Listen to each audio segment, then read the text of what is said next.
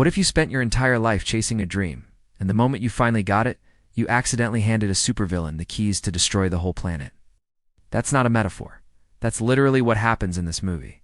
One bad delivery, one wrong package. One ambitious little fox who just wanted to belong, and suddenly the entire Arctic is on a countdown to catastrophe. Today we're breaking down Arctic Dogs, the underrated animated film about identity, ambition, belonging, and the very specific disaster that happens when you let ego make your decisions for you. It's funnier than you expect, deeper than it looks, and honestly, it hits harder than most people give it credit for. Buckle up, we're going north. Meet Swifty. He's an Arctic fox living in a frozen delivery town at the top of the world, a place where everyone has a role.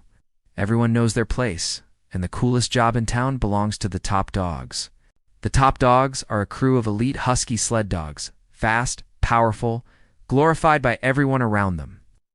They carry the most important packages across the tundra. They get the cheers, they get the respect, they get the spotlight. Swifty wants all of it. Problem? He's not a husky, he's a fox.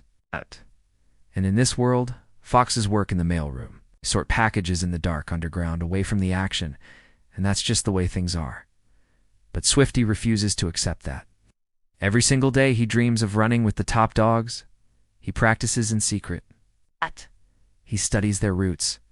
He lives for the moment someone finally notices how good he is.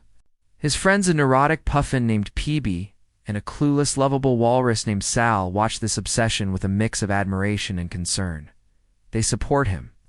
But they also see something Swifty doesn't, that his hunger for status is starting to blind him to everything else. One day Swifty gets his shot. Through a mix of ambition and sheer recklessness, he ends up making a top dog delivery run, something a fox has never done. He's thrilled. He's finally living the dream. But on this run, he accidentally delivers a package to the wrong address, a remote hidden facility deep in the ice.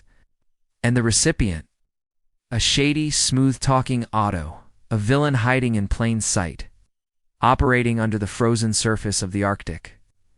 With a plan that's far bigger and far more dangerous than anyone could have imagined, Otto is building a greenhouse gas machine, a device designed to melt the Arctic ice and expose the land beneath it for his own gain.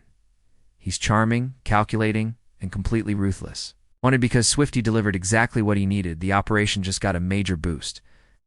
When Swifty realizes what he's done, the guilt hits like a wall of ice. He didn't mean to help a villain, just wanted to prove himself. But intentions don't undo consequences, and now it's on him to fix it. Here's where the movie picks up real momentum. Swifty can't go to the top dogs because he was never supposed to be doing their job in the first place. If he admits what happened, he loses everything he's worked for. His reputation, shot, his dream. So instead, he goes himself. With PB and Sal dragged along for the ride and a brilliant inventor named Jade, who actually believes in Swifty for who he is rather than what job he holds. They set off across the frozen tundra to find Otto's facility and stop the machine before it's too late.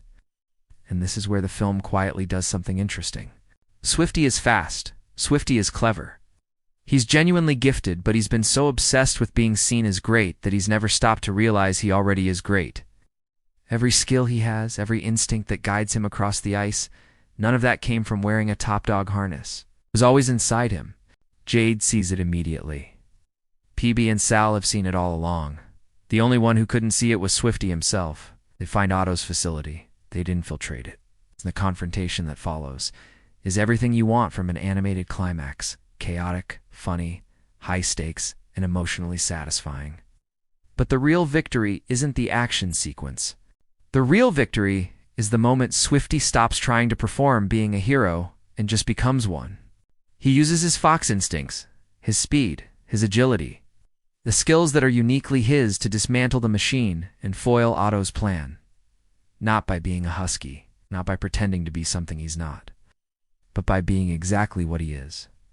An Arctic fox who is fast, resourceful, and deeply stubbornly determined. Otto is defeated. The Arctic is saved. And when Swifty returns home, something has shifted not just in how others see him, but in how he sees himself.